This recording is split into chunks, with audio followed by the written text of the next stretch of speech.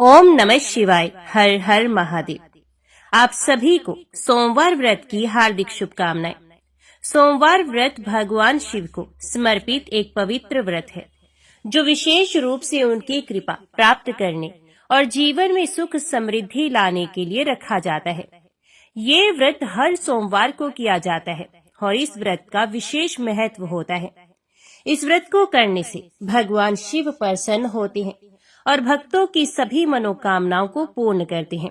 अविवाहित कन्याओं के लिए ये व्रत विशेष लाभकारी माना जाता है। इसे करने से योग्य वर की प्राप्ति होती है और वैवाहिक जीवन सुखद होता है। जो महिलाएं संतान प्राप्ति की इच्छा रखती हैं, उनके लिए यह व्रत बहुत फलदायी होता है। इस व्रत से आर्थिक तंगी दूर होती है और कर्ज से भी मुक्ति मिलती है। भगवान शिव को भोलेनाथ कहा जाता है। उनकी भक्ति से जीवन में शांति, स्वास्थ्य और सकारात्मक ऊर्जा प्राप्त होती है। सोमवार व्रत करने से जन्म जन्मांतर के पाप नष्ट होते हैं और व्यक्ति को मोक्ष की प्राप्ति होती है। यदि जीवन में कोई संकट या बाधा आ रही हो तो सोमवार व्रत करने से सभी समस्याएं समाप्त हो जाती हैं। इस व्रत को करने के लिए प्रातः स्नान कर स्वच्छ वस्त्र धारण करें और व्रत का संकल्प लें। घर या शिव मंदिर में जाकर भगवान शिव का जल, दूध, दही, शहद, बेलपत्र और गंगा जल से अभिषेक करें। ओम नमः शिवाय मंत्र का जाप करें और शिव चालीसा का पाठ करें। दिन भर फलाहार करें और निराहार व्रत भी रखा जाता है। शाम के समय फिर से भगवान शिव की पूजा करें और सोमवार व्रत कथा को पढ़ें अथवा सुनें। शिव आरती करें और प्रसाद वितरण करें। अगले दिन प्रातः किसी ब्राह्मण या जरूरतमंद को भोजन कराकर व्रत का पारण करें। ये व्रत हर सोमवार किया जाता है या फिर 16 सोमवार तक लगातार यह व्रत करने से विशेष फल की प्राप्ति होती है। और श्रावण मास में किए जाने वाले सोमवार व्रत का भी विशेष महत्व होता है। सोमवार व्रत भगवान शिव की कृपा पाने और जीवन में सुख समृद्धि लाने का एक उत्तम साधन है। जो भी श्रद्धालु इसे श्रद्धा और भक्ति के साथ करता है, उसे भगवान शिव का आशीर्वाद प्राप्त होता है और उसके जीवन की सभी परेशानियां दूर हो जाती हैं। अभी सुनिए सोमवार की पौराणिक व्रत कथा। आर्याव्रत में चित्रवर्मा नाम से प्रसिद्ध एक राजा थे। वे दुष्टों को दंड देने के लिए यमराज के समान समझे जाते थे। वे धर्म मर्यादाओं के रक्षक, कुमार्गामी पुरुषों को दंड देकर राह पर लाने वाले, समस्त यज्ञों का अनुष्ठान करने वाले और शरणार्थियों की रक्षा करने में समर्थ थे। भगवान शिव और विष्णु में उनकी बड़ी भक्ति थी। राजा चित्रवर्मा ने अनेक परम पराक्रमी पुत्रों को पाकर अंत में एक सुंदर मुख वाली कन्या प्राप्त की। एक दिन राजा ने जातक के लक्षण जानने वाले श्रेष्ठ ब्राह्मणों को बुलाकर कन्या की जन्म कुंडली के अनुसार भावी फल पूछे। तब उन ब्राह्मणों में से एक बहुज्ञ विद्वान ने कहा, महाराज, यह आपकी कन्या सीमंतनी नाम से प्रसिद्ध होगी। ये उमा भगवती माता की भांति मांगलमयी, दमयंती की भांति परम सुंदरी, सरस्वती के समान सब कलाओं को जानने वाली तथा लक्ष्मी की भांति अत्यंत सद्गुणों से सुशोभित होगी। ये 10,000 वर्षों तक अपने स्वामी के साथ आनंद भोगेगी और 8 पुत्रों को जन्म देकर उत्तम सुख का उपभोग करेगी। तत्पश्चात एक दूसरे ब्राह्मण ने कहा, यह कन्या 14वें वर्ष में विधवा हो जाएगी। ये वज्रघात के समान दारुण वचन सुनकर राजा 2 घड़ी तक चिंता में डूबे रहे। तदंतर सब ब्राह्मणों को विदा करके राजा ने सब कुछ भाग्य के अनुसार ही होता है ऐसा समझकर चिंता छोड़ दी। सीमंतनी धीरे धीरे सयानी हुई। अपनी सखी के मुख से भावी वैधव्य की बात सुनकर उसे बड़ा खेद हुआ। उसने चिंता मगन होकर याज्ञवल्क्य मुनि की पत्नी मैत्रेयी जी से पूछा, माताजी, मैं आपके चरणों की शरण में आई हूँ। मुझे सौभाग्य बढ़ाने वाले सत्कर्म का उपदेश दीजिए। इस प्रकार शरण में आई हुई राजकन्या से पतिव्रता मैत्रेयी ने कहा, सुंदरी, तू शिव सहित पार्वती जी की शरण में जा और सोमवार को एकाग्रचित हो स्नान और उपवास पूर्वक स्वच्छ वस्त्र धारण करके शिव और पार्वती का पूजन कर। सोमवार के दिन शिव और पार्वती की आराधना करती रहे इससे बड़ी भारी आपत्ति पड़ने पर भी तो उससे मुक्त हो जाएगी। घोर से घोर एवं भयंकर महाकलेश में पड़कर भी शिव पूजन ना छोड़ना, उसके प्रभाव से महान भय से पार हो जाओगी। इस प्रकार सीमंतिनी को आश्वासन देकर पतिव्रता मैत्रेयी आश्रम को चली गई। राजकुमारी ने उनके कथन अनुसार भगवान शिव का पूजन प्रारंभ किया। निषद देश में नल की पत्नी दमयंती के गर्भ से इंद्रसेन नामक पुत्र हुआ था। राजा इंद्रसेन के पुत्र चंद्रागत हुए। नृपश्रेष्ठ चित्रवर्मा ने राजकुमार चंद्रागत को बुलाकर गुरुजनों की आज्ञा से उन्हीं के साथ अपनी पुत्री सीमंतिनी का विवाह कर दिया। उस विवाह में बड़ा उत्सव हुआ था। विवाह के पश्चात चंद्रागत कुछ काल तक ससुराल में ही रहे। एक दिन राजकुमार यमुना के पार जाने के लिए कुछ मित्रों के साथ नाव पर सवार हुए। भाग्यवश नाव यमुना के भंवर में मल्लाहों सहित डूब गई। यमुना के दोनों तटों पर बड़ा भारी हाहाकार मच गया। इस दुर्घटना को देखने वाले समस्त सैनिकों के विलाप से सारा आकाश मंडल गूंज उठा। डूबने वालों में से कुछ तो मर गए और कुछ ग्राहों के पेट में चले गए तथा राजकुमार आदि कुछ लोग उस महाजाल में अदृश्य हो गए। ये समाचार सुनकर राजा चित्रवर्मा बड़े व्याकुल हुए और यमुना के किनारे आकर मूर्छित होकर गिर पड़े। सीमंतिनी ने भी जब ये समाचार सुना तब वह अचेत होकर धरती पर गिर पड़ी। राजा इंद्रसेन भी अपने पुत्र के डूबने का समाचार पाकर रानियों सहित बहुत दुखी हुए और सुध बुद्ध खोकर गिर पड़े। तदंतर बड़े बूढ़ों के समझाने पर राजा चित्रवर्मा धीरे धीरे नगर में आए और उन्होंने अपनी पुत्री को धीरज बंधाया। राजा चित्रवर्मा ने जल में डूबे हुए अपने दामाद का औधर देही कृत्य वहां आए हुए उनके बंधु बांधवों से करवाया। पतिव्रता सीमंतिनी ने चीता में बैठकर पतिलोक में जाने का विचार किया, किंतु उसके पिता ने स्नेहवश उसे रोक लिया। तब वे विधवा जीवन व्यतीत करने लगी।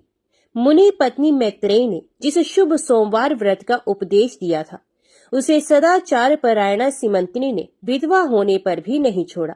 इस प्रकार 14वें वर्ष की आयु में अत्यंत दारुण दुख पाकर वे भगवान शिव के चरणार विंदों का चिंतन करने लगी। शिव की आराधना करते करते उसके 3 वर्ष व्यतीत हो गए। उधर पुत्र शोक से उन्मत्त हुए राजा इंद्रसेन को बलपूर्वक दबाकर उनके भाइयों ने सारा राज्य छीन लिया और उन्हें पत्नी सहित पकड़कर कारागृह में डाल दिया। इंद्रसेन के पुत्र चंद्रागत यमुना के जल में डूबने पर नीचे नीचे गहराई में उतरने लगे। बहुत नीचे जाने पर उन्होंने नाग वधुओं को जल क्रीड़ा में निमग्न देखा। राजकुमार को देखकर वे भी विस्मित हुई और उन्हें पाताल लोक में ले गई। वहां चंद्रागत ने तक्षक नाग के परम अद्भुत रमणीय नगर में प्रवेश किया और इंद्र भवन के समान मनोहर एक सुंदर महल देखा, जो बड़े बड़े रत्नों की प्रकाशमान किरणों से उद्दीप्त हो रहा था। भगवान सूर्य के समान तेजस्वी तक्षक नाग को सभा भवन में विराजमान देख परम बुद्धिमान राजकुमार ने प्रणाम किया और हाथ जोड़कर खड़े हो गए। तक्षक के तेज से उनके नेत्र चौंधे आ गए। नागराज ने भी मनोरम राजकुमार को देखकर उन नागिनों से पूछा, ये कौन है और कहां से आया है?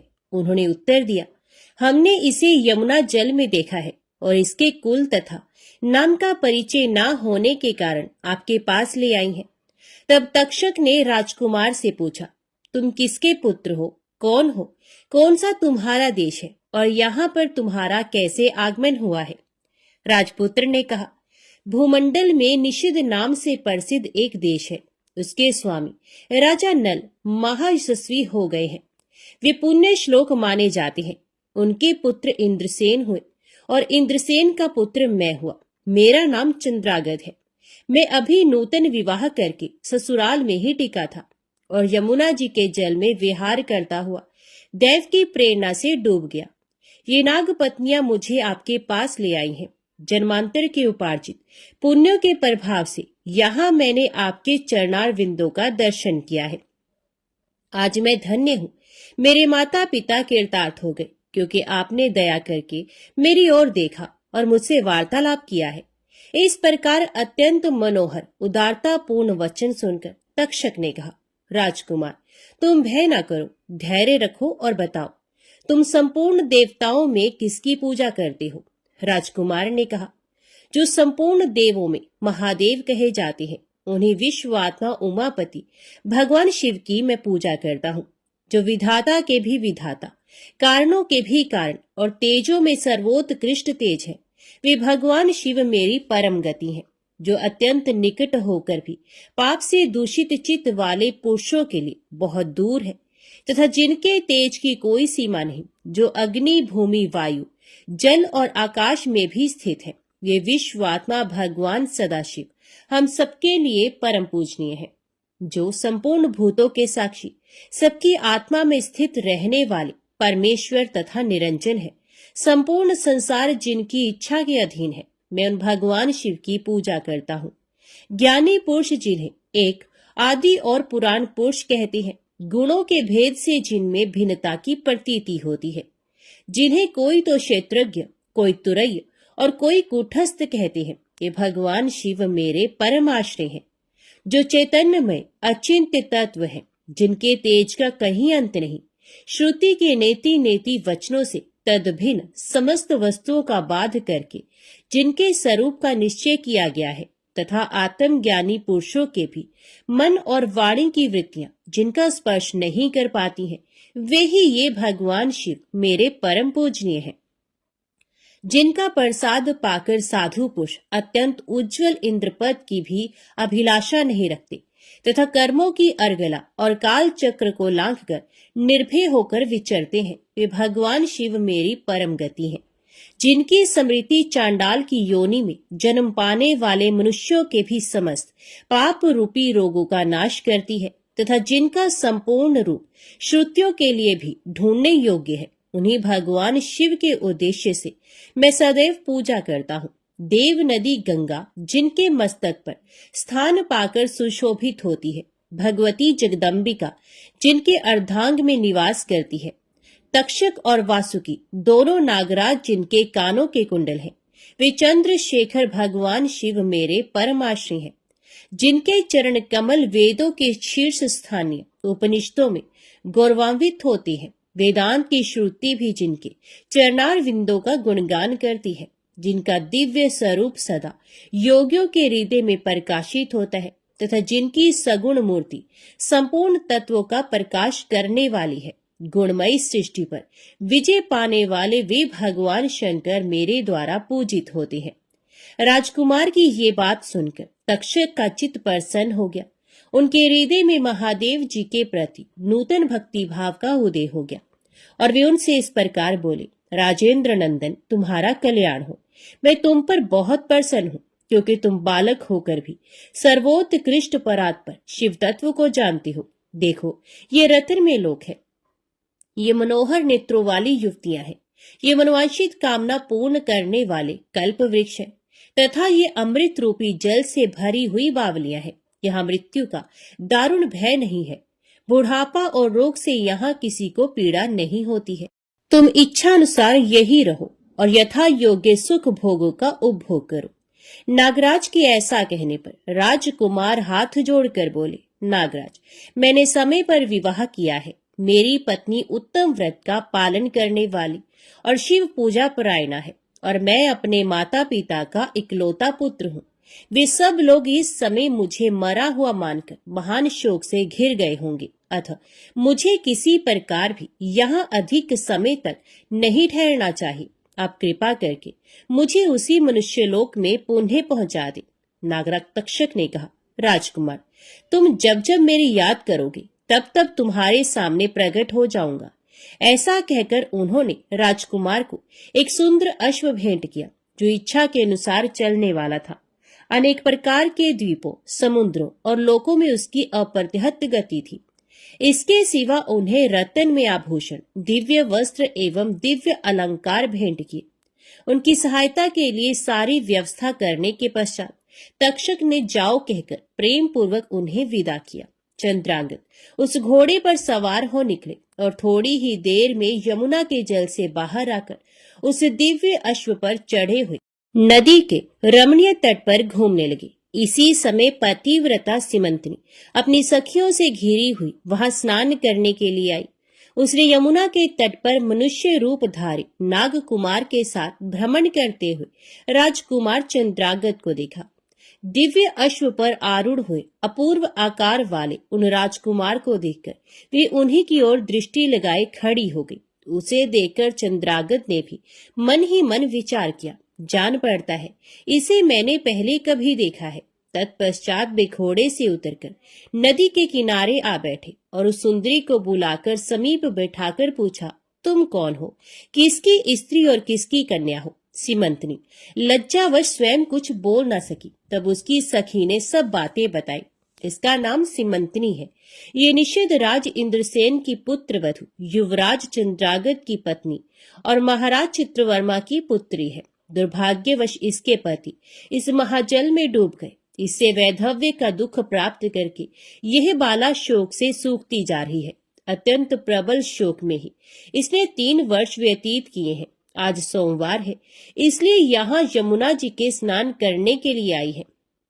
इसके ससुर का राज्य भी शत्रु ने छीन लिया है, बलपूर्वक उस पर अधिकार जमा लिया है और वे महाराज अपनी पत्नी के साथ उनकी कैद में पड़े हैं। ये सब होने पर भी ये निर्मल अंतकरण वाली सदाचार परायणा राजकुमारी प्रति सोमवार को अत्यंत भक्ति भाव के साथ पार्वती सहित महादेव जी की पूजा करती है। उत्तम व्रत का पालन करने वाली सिमंतनी ने अपनी सखी के मुख से सब बातें कहलवाकर स्वयं भी राजकुमार से पूछा, आप कौन हैं?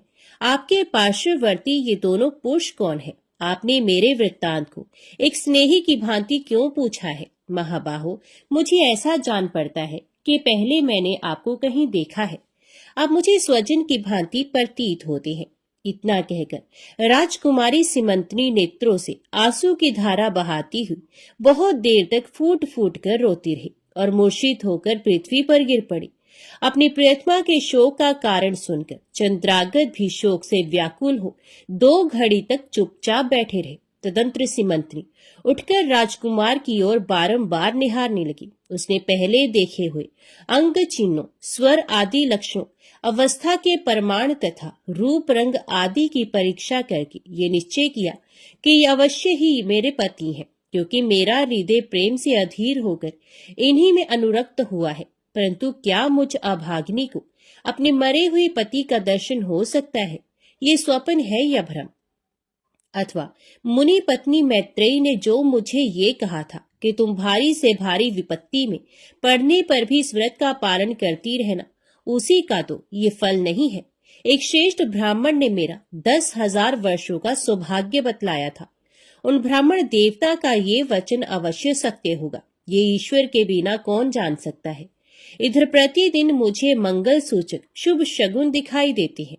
पार्वती देवी के प्राणनाथ भगवान शिव के प्रसन्न होने पर देहधारियों के लिए कौन सी वस्तु दुर्लभ हो सकती है? इस प्रकार भांति भांति से विचार करके उसका संदेह दूर हुआ। तब लज्जा से उसने अपना मुख नीचे की ओर कर लिया। उस समय राजकुमार ने कहा, भद्रे, मैं तुम्हारे पति के शोक संतप्त माता पिता से ये समाचार बतलाने के लिए जा रहा हूँ। तुम्हारा कल्याण हो, तुम्हारे पति तुमसे शीघ्र ही मिलेंगे। यो कहकर राजकुमार घोड़े पर सवार हुए और अपने दोनों सहायकों के साथ शीघ्र ही अपने राज्य में पहुंचे। वहां नागरोद्यान के समीप स्थित होकर उन्होंने नागराज के पुत्र को राज सिंहासन पर अधिकार जमाए बैठे हुए बंधुओं के समीप भेजा। नागकुमार ने शीघ्र जाकर उन सब से कहा, तुम सब लोग महाराज इंद्रसेन को अविलंब कारागृह से मुक्त करो और सिंहासन छोड़कर हट जाओ। महाराज के पुत्र चंद्रागत पाताल लोक से लौटकर यहाँ आए हैं। तुम आनाकानी ना करो, नहीं तो चंद्रागत के बाण तुम्हारे प्राण हर लेंगे। वे यमुना जी के जल में डूबकर नागराज तक्षक के घर जा पहुंचे थे। वहां से उनकी सहायता पाकर पुण्य इस लोक में लौटे हैं। नागकुमार की कही हुई ये सारी बातें सुनकर शत्रुओं ने भी बहुत अच्छा कहकर उनकी आज्ञा स्वीकार की और महाराज इंद्रसेन को उनके खोए हुए पुत्र के पुनः लौट आने का समाचार बताकर उनका सिंहासन उन्हें लौटा दिया। महाराज को प्रसन्न करके भी वे लोग भयभीत बने रहे। मेरा पुत्र आ रहा है, ये बात सुनकर राजा प्रेम के आंसू बहाते हुए आनंद में डूब गए। यही दशा महारानी की भी थी। तदंतर सब नागरिक, वृद्ध, मंत्री और पुरोहित आगे जाकर चंद्रागत से मिले और उन्हें हृदय से लगाकर महाराज के समीप ले आए। अपने भवन में प्रवेश करके अश्रु वर्षा करते हुए राजकुमार ने माता पिता के चरणों में प्रणाम किया। चरणों में पड़े हुए पुत्र को उठाकर राजा ने अश्रु सिक्त हृदय से लगा लिया। विक्रमश सब माताओं को प्रणाम करके उनका आशीर्वाद लेकर राजकुमार पुरवासियों से मिले और उन्होंने सबको यथा योग्य सम्मान दिया। उन्हें सबके साथ राजसभा में बैठकर अपना सब वृतांत पिता से निवेदन किया और नागराज तक्षक से मित्रता होने की भी बात बताई। राजकुमार का चित्र देख और सुनकर राजा इंद्रसेन हर्ष से विवल हो गए। उन्होंने अपने मन में यही माना कि मेरी पुत्र वधू ने भगवान महेश्वर की आराधना करके इस अनुपम सौभाग्य का अर्जन किया है। निषदराज ने ये मंगलमय वार्ता दूतों के द्वारा महाराज चित्रवर्मा को भी कहला दी। ये अमृतमय वार्ता सुनकर महाराज चित्रवर्मा आनंद से विवल हो गए और बड़े वेग से उठकर उन्होंने संदेश वाहकों को उपहार में बहुत धन दिया। फिर अपनी पुत्री को बुलवाकर उन्होंने उससे वैधव्य के चिन्हों का परित्याग करवाया और उसे नाना प्रकार के आभूषणों से विभूषित किया। तत्पश्चात समूचे राष्ट्र के गांव और नगर आदि में बड़ा भारी उत्सव हुआ और सब लोगों ने राजकुमारी सीमंतिनी के सदाचार की बड़ी प्रशंसा की। चित्रवर्मा ने इंद्रसेन के पुत्र चंद्रागत को बुलाकर सीमंतिनी को उनके साथ विदा कर दिया। चंद्रागत ने तक्षक के घर से लाए हुए रत्न आदि आभूषणों के द्वारा, जो मानव मात्र के लिए अत्यंत दुर्लभ है, अपनी पत्नी को अलंकृत किया। तपे हुए स्वर्ण के समान सुशोभित 40 कोस तक जाने वाली सुगंध से युक्त दिव्य अंगराग से सीमंतिनी की बड़ी शोभा हो रही थी। कमल के केसर के समान रंग वाले कल्प वृक्ष के पुष्पों से बनी हुई और कभी ना कुम्हलाने वाली माला भी सती सीमंतिनी की शोभा बढ़ा रही थी। इस प्रकार शुभ मुहूर्त में अपनी पत्नी को साथ लेकर श्वशुर की आज्ञा से चंद्रागत पुनः अपनी नगरी में आए। महाराज इंद्रसेन ने अपने पुत्र को राज सिंहासन पर बिठाकर तपस्या द्वारा भगवान शिव की आराधना करके योगी पुरुषों को उपलब्ध होने वाली उत्तम गति प्राप्त की।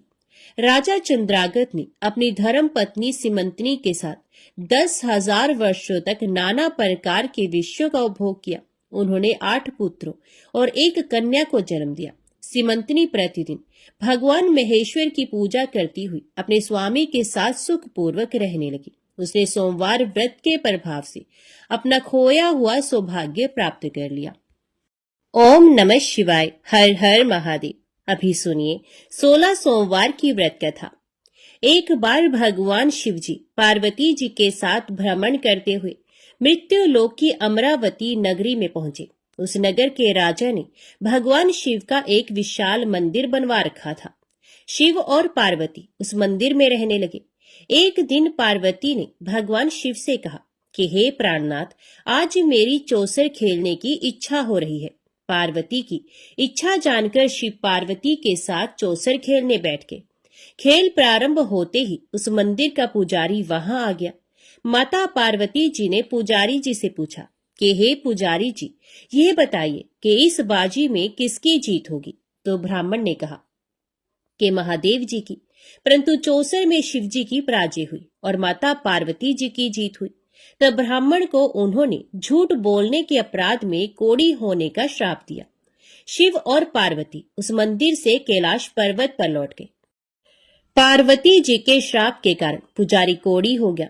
नगर के स्त्री पुरुष उस पुजारी की परछाई से भी दूर दूर रहने लगे। कुछ लोगों ने राजा से पुजारी के कोढ़ी हो जाने की शिकायत की, तो राजा ने किसी पाप के कारण पुजारी के कोढ़ी हो जाने का विचार कर उस मंदिर से निकलवा दिया। उसकी जगह दूसरे ब्राह्मण को पुजारी बना दिया गया।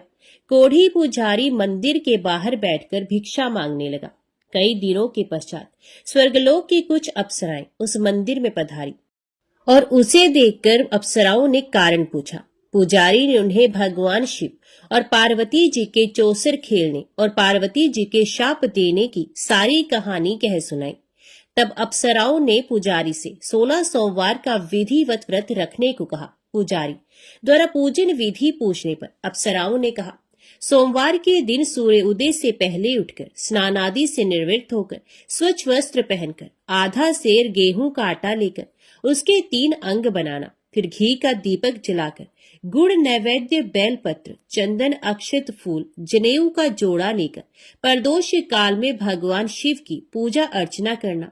पूजा के बाद 3 अंगों में एक अंग भगवान शिव को अर्पण करके एक आप ग्रहण करना। शेष 2 अंगों को भगवान का प्रसाद मानकर वहां उपस्थित स्त्री पुरुषों और बच्चों को बांट देना। इस तरह व्रत करते हुए जब 16 सोमवार बीत जाए तो 17वें सोमवार को 1 पाव आटे की बाटी बनाकर उसमें घी और गुड़ मिलाकर चूरमा बनाना, फिर भगवान शिव को भोग लगाकर वहां उपस्थित स्त्री पुरुष और बच्चों को प्रसाद बांट देना। इस तरह 16 सोमवार व्रत करने और व्रत कथा को सुनने से भगवान शिव तुम्हारी कोढ़ को नष्ट करके तुम्हारी सभी मनोकामनाएं पूरी कर देंगे। इतना कहकर अप्सराएं स्वर्गलोक को चली गई। पुजारी ने अप्सराओं के कथन अनुसार 16 सोमवार का विधिवत व्रत किया। फलस्वरूप भगवान शिव की अनुकंपा से उसका कोढ़ नष्ट हो गया। राजा ने उसे फिर मंदिर का पुजारी बना दिया और वह मंदिर में भगवान शिव की पूजा करता आनंद से जीवन व्यतीत करने लगा। कुछ दिनों के बाद पुनः पृथ्वी का भ्रमण करते हुए भगवान शिव और पार्वती उस मंदिर में पधारे। स्वस्थ पुजारी को देखकर पार्वती ने आश्चर्य से उसके रोग मुक्त होने का कारण पूछा तो पुजारी ने उन्हें 16 सोमवार व्रत करने की सारी कथा कह सुनाई। पार्वती जी भी व्रत की बात सुनकर बहुत प्रसन्न हुई और उन्होंने पुजारी से उसकी विधि पूछकर स्वयं 16 सोमवार का व्रत प्रारंभ किया। पार्वती जी उन दिनों अपने पुत्र कार्तिकेय के नाराज होकर दूर चले जाने से बहुत चिंतित रहती थी। वे कार्तिकेय को लौटा लाने के अनेक उपाय कर चुकी थी, लेकिन कार्तिकेय लौटकर उनके पास नहीं आ रहे थे। 16 सोमवार का व्रत करते हुए पार्वती ने भगवान शिव से कार्तिकेय के लौटने की मनोकामना की। व्रत समापन के तीसरे दिन सचमुच कार्तिकेय वापस लौट आए। कार्तिकेय ने अपने हृदय परिवर्तन के संबंध में पार्वती जी से पूछा, हे माता, आपने ऐसा कौन सा उपाय किया था जिससे मेरा क्रोध नष्ट हो गया और मैं वापस लौट आया? तब पार्वती जी ने कार्तिकेय को 16 सोमवार के व्रत की कथा कह सुनाई। कार्तिकेय अपने एक ब्राह्मण मित्र ब्रह्मदत्त के परदेश चले जाने से बहुत दुखी थे। उसको वापस लौटाने के लिए कार्तिकेय ने 16 सोमवार का व्रत करते हुए ब्रह्मदत्त के वापस लौट आने की कामना प्रकट की। व्रत के समापन के कुछ दिनों के बाद मित्र लौट आया। ब्राह्मण ने कार्तिकेय से कहा, प्रिय मित्र, तुमने ऐसा कौन सा उपाय किया जिससे परदेश में मेरे विचार एकदम परिवर्तित हो गए और मैं तुम्हारा स्मरण करते हुए लौट आया। कार्तिकेय ने अपने मित्र को भी 16 सोमवार के व्रत की कथा विधि सुनाई। ब्राह्मण मित्र व्रत के बारे में सुनकर बहुत खुश हुआ और उसने भी व्रत किया। 16 सोमवार व्रत का समापन करने के बाद ब्रह्मदत्त विदेश यात्रा पर निकला। वह नगर के राजा हर्षवर्धन की बेटी राजकुमारी गुंजन का स्वयंवर हो रहा था। वहां के राजा ने प्रतिज्ञा की थी कि एक हथिनी यह माला जिसके गले में डालेगी वे अपनी पुत्री का विवाह उसी से करेगा। ब्राह्मण भी उत्सुकतावश महल में चला गया। वहां कई राज्यों के राजकुमार बैठे थे। तभी एक सजी धजी हथिनी सूंड में जयमाला लिए वहां आई। हथिनी ने ब्राह्मण के गले में जयमाला डाल दी। फलस्वरूप राजकुमारी का विवाह ब्राह्मण से हो गया।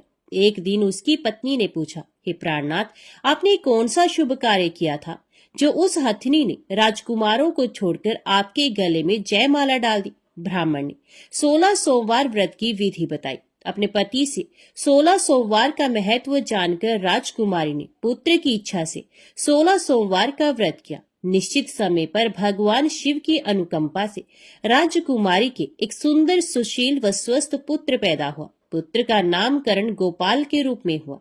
बड़ा होने पर पुत्र गोपाल ने भी माँ से एक दिन प्रश्न किया कि मैंने तुम्हारे ही घर में जन्म लिया, इसका क्या कारण है? माता गुंजन ने पुत्र को 16 सोमवार व्रत की जानकारी दी। व्रत का महत्व जानकर गोपाल ने भी व्रत करने का संकल्प किया। गोपाल जब 16 वर्ष का हुआ तो उसने राज्य पाने की इच्छा से 16 सोमवार का विधिवत व्रत किया। व्रत समापन के बाद गोपाल घूमने के लिए समीप के नगर में गया। वहां के वृद्ध राजा ने गोपाल को पसंद किया और बहुत धूमधाम से अपनी पुत्री राजकुमारी मंगला का विवाह गोपाल के साथ कर दिया। 16 सोमवार के व्रत करने से गोपाल महल में पहुंचकर आनंद से रहने लगा। 2 वर्ष बाद वृद्ध राजा का निधन हो गया तो गोपाल को उस नगर का राजा बना दिया गया। इस तरह 16 सोमवार व्रत करने से गोपाल की राज्य पाने की इच्छा पूर्ण हुई। राजा बनने के बाद भी वे विधिवत 16 सोमवार का व्रत करता रहा। व्रत के समापन पर 17वें सोमवार को गोपाल ने अपनी पत्नी मंगला से कहा कि व्रत की सारी सामग्री लेकर वे समीप के शिव मंदिर में पहुंचे। पति की आज्ञा का उल्लंघन करके सेवकों द्वारा पूजा की सामग्री मंदिर में भेज दी, स्वयं मंदिर नहीं गई। जब राजा ने भगवान शिव की पूजा पूरी की तो आकाशवाणी हुई, हे राजन, तेरी रानी ने 16 सोमवार व्रत का अनादर किया है, सो रानी को महल से निकाल दे, नहीं तो तेरा सब वैभव नष्ट हो जाएगा। आकाशवाणी सुनकर उसने तुरंत महल में पहुंचकर अपने सैनिकों को आदेश दिया कि रानी को दूर किसी नगर में छोड़ाओ। सैनिकों ने राजा की आज्ञा का पालन करते हुए उसे तत्काल घर से निकाल दिया। रानी भूखी प्यासी उस नगर में भटकने लगी। रानी को उस नगर में एक बुढ़िया मिली। ये बुढ़िया सूत काट कर बाजार बेचने जा रही थी, लेकिन इस बुढ़िया से सूत उठ नहीं रहा था। बुढ़िया ने रानी से कहा, बेटी, यदि तू मेरा सूत उठाकर बाजार तक पहुंचा दो और सूत बेचने में मेरी मदद करो तो मैं तुम्हें धन दूंगी। रानी ने बुढ़िया की बात मान ली, लेकिन जैसे ही रानी ने सूत की गठरी को हाथ लगाया तभी जोर की आंधी चली और गठरी खुल जाने से सारा सूत आंधी में उड़ गया। बुढ़िया ने उसे फटकार कर भगा दिया। रानी चलते चलते नगर में एक तेली के घर पहुंची। उस तेली ने तरस खाकर रानी को घर में रहने के लिए कह दिया, लेकिन तभी भगवान शिव के प्रकोप से तेली के तेल से भरे मटके एक एक करके फूटने लगे। तेली ने भी भगा दिया। भूख प्यास से व्याकुल रानी वहां से आगे गई और चल पड़ी। रानी ने एक नदी पर जल पीकर अपनी प्यास शांत करनी चाही तो नदी का जल उसके स्पर्श से सूख गया।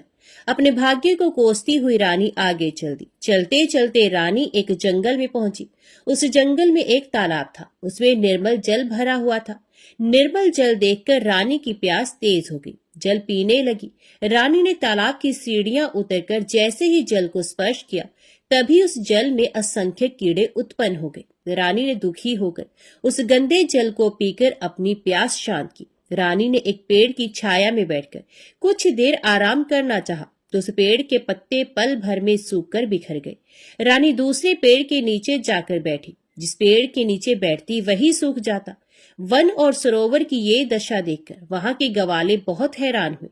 गवाले रानी को समीप के मंदिर में पुजारी जी के पास ले गए। रानी के चेहरे को देखकर ही पुजारी जान गए कि रानी अवश्य किसी बड़े घर की है, भाग्य के कारण दर दर भटक रही है। पुजारी ने रानी से कहा, पुत्री, तुम कोई चिंता नहीं करो, मेरे साथ इस मंदिर में रहो, कुछ ही दिनों में सब ठीक हो जाएगा। पुजारी की बातों से रानी को बहुत सांत्वना मिली। रानी उस मंदिर में रहने लगी। रानी भोजन बनाती तो सब्जी जल जाती, आटे में कीड़े पड़ जाते, जल से बदबू आने लगती। पुजारी भी रानी के दुर्भाग्य से बहुत चिंतित होते हुए बोली, हे पुत्री, अवश्य ही तुझसे कोई अनुचित काम हुआ है जिसके कारण देवता तुझसे नाराज हैं और उनकी नाराजगी के कारण ही तुम्हारी ये दशा हुई है। पुजारी की बात सुनकर रानी ने अपने पति के आदेश पर मंदिर में ना जाकर शिव की पूजा नहीं करने की सारी कथा कह सुनाई।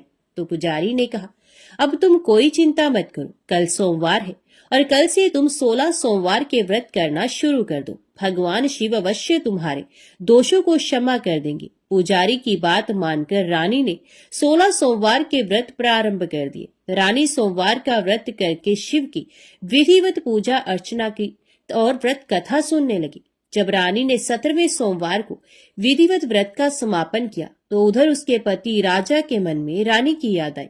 राजा ने तुरंत अपने सैनिकों को रानी को ढूंढकर लाने के लिए भेजा। रानी को ढूंढते हुए सैनिक मंदिर में पहुंचे और रानी से लौटकर चलने के लिए कहा। पुजारी ने सैनिकों से मना कर दिया और सैनिक निराश होकर लौट गए। उन्होंने लौटकर राजा को सारी बात बताई। राजा स्वयं उस मंदिर में पुजारी के पास पहुंचे और रानी को महल से निकाल देने के कारण पुजारी जी से क्षमा मांगी। पुजारी जी ने राजा से कहा, ये सब भगवान शिव के प्रकोप के कारण हुआ है, इतना कहकर रानी को विदा किया। राजा के साथ रानी महल में पहुंची। महल में बहुत खुशियां मनाई गई। पूरे नगर को सजाया गया। राजा ने ब्राह्मणों को अन्न, वस्त्र और धन का दान किया। नगर में निर्धनों को वस्त्र बांटे गए। रानी 16 सोमवार का व्रत करते हुए महल में आनंद पूर्वक रहने लगी। भगवान शिव की अनुकंपा से उसके जीवन में सुख ही सुख भर गए। 16 सोमवार के व्रत करने और कथा सुनने से मनुष्य की सभी मनोकामनाएं पूर्ण होती हैं और जीवन में किसी तरह की कमी नहीं होती है। स्त्री पुरुष आनंद पूर्वक जीवन यापन करते हुए मोक्ष को प्राप्त होती है। ओम नमः शिवाय। हर हर महादेव। अभी सुनिए शिव चालीसा पाठ। श्री गणेश गिरजा सुवन, मंगल मूल सुजान, कहत अयोध्या दास तुम, देहु अभय वरदान। जय गिरजापति दीन दयाला, सदा करत संतन प्रतिपाला। भाल चंद्रमा सोहत नीके, कानन कुंडल नाग फनीके। अंग गौर शिरगंग बहाय, मुंड माल तन छार लगाए। वस्त्र खाल बागंबर सोहे, छवि को देख नाग मुनि मोहे। मैना मातु की होए दुलारी, बाम अंग सोहत शव न्यारी। कर त्रिशूल सोहत शव भारी, करत सदा शत्रुन शयकारी। नंदी गणेश सोहे तहि कैसे, सागर मध्य कमल है जैसे। कार्तिक श्याम और गणराव, या छवि को कह जात न गाओ। देवन जभी जाए पुकारा, तभी दुख प्रभु आप निवारा। किया उपद्रव तारक भारी, देवन सब मिल तुम्हें जुहारी। तुरत षडानन आप पठायो, लव निमेष में मार गिरायो। आप जलंधर असुर संहारा, सुयश तुम्हार विदित संसारा। त्रिपुरा सुरसन युद्ध मचाई, सबही कृपा कर लीन बचाई। किया तपही भागीरथ भारी, पूर्व प्रतिज्ञा तसु पुरारी। दानिन मह तुम सम को नाही, सेवक स्तुति करत सदाहि। वेद नाम महिमा तव गाय, अकथ अनाद भेद नहीं पाए। प्रगट उधत मंथन ते ज्वाला, जरे सुरासुर भय विहाला। किन्हीं दया तहि करी सहाय, नीलकंठ तब नाम कहाय। पूजन रामचंद्र जब कीन्हा, जीत के लंक विभीषण दीन्हा। सहस कमल में हो रहे धारी, किन्हीं परीक्षा तभी पुरारी। एक कमल प्रभु राखे जोई, कमल न्यून पूजन चह सोई। कठिन भक्ति देखी प्रभु शंकर, भय प्रसन्न दिए इच्छत वर। जय जय जय अनंत अविनाशी, करत कृपा सबके घटवासी। दुष्ट सकल नित मोह सतावे, भ्रमत रहे मोह चैन न आवे।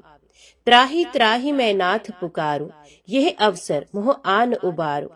लै त्रिशूल शत्रुन को मारो, संकट से मोह आन उबारो। माता पिता भ्राता सब कोई, संकट में पूछत नहीं कोई। स्वामी एक है आस तुम्हारी, आय हरो अब संकट भारी। धन निर्धन को देत सदाही, जो कोई जांचे वो फल पाही। स्तुति कह विधि करो तुम्हारी, शंभो नाथ अब चूक हमारी। शंकर हो संकट के नाशन, मंगल कारण विघ्न विनाशन। योगी यतमुन ध्यान लगावे, नारद शारद शीश नवावे। नमो नमो जय नमो शिवाय, सुर ब्रह्मादिक पार न पाए। जो ये पाठ करे मन लाई, तापर होत है शंभु सहाय। ऋणिया जो कोई अधिकारी, पाठ करे सो पावन हारी। पुत्रहीन कर इच्छा कोई, निश्चय शिव परसाते ही होय। पंडित त्रयोदशी को लावे, ध्यान पूर्वक होम करावे। त्रयोदशी व्रत करे हमेशा, तन ही ताके रहे कलेशा। धूप दीप नैवेद्य चढ़ावे, शंकर सम्मुख पाठ सुनावे। जन्म जन्म के पाप नसावे, अंतवास शिवपुर में जावे। कहे अयोध्या आस तुम्हारी, जान सकल दुख हरी हमारी। नित्य नेम कर प्रात ही, पाठ करो चालीसा। तुम मेरी मनोकामना, पूर्ण करो जगदीश। मकसर छठे मत ऋतु, संवत 64 जान। स्तुति चालीसा शिव ही, पूर्ण कीन कल्याण। ओम नमः शिवाय। हर हर महादेव। अभी सुनते हैं भगवान भोलेनाथ की आरती। जय शिव ओंकारा, प्रभु जय शिव ओंकारा। ब्रह्मा विष्णु सदा शिव, अर्धांगी धारा। ओम जय शिव ओंकारा। एकानन चतुरानन पंचानन राजे, हंसासन गरुड़ासन वृषवाहन साजे। ओम जय शिव ओंकारा। दो भुज चार चतुर्भुज, 10 भुज अति सोहे, त्रिगुण रूप निरखता त्रिभुवन जन मोहे। ओम जय शिव ओंकारा। अक्षमाला बनमाला रुंडमाला धारी, चंदन मृग मद सोहे भाले शशिधारी। ओम जय शिव ओंकारा। श्वेतांबर पीतांबर बाघांबर अंगे, सनकादिक गरुणादिक भूतादिक संगे। ओम जय शिव ओंकारा। करके मध्य कमंडलू चक्र त्रिशूल धरता, जग करता जग भरता जग संहार करता। ओम जय शिव ओंकारा। ब्रह्मा विष्णु सदा शिव जानत अविवेका, प्रणवाक्षर मध्य ये तीनों एका। ओम जय शिव ओंकारा। काशी में विश्वनाथ विराजत नंदी ब्रह्मचारी, नित उठ भोग लगावत महिमा अति भारी। ओम जय शिव ओंकारा। त्रिगुण शिव जी की आरती जो कोई नर गावे, कहत शिवानंद स्वामी मन वांछित फल पावे।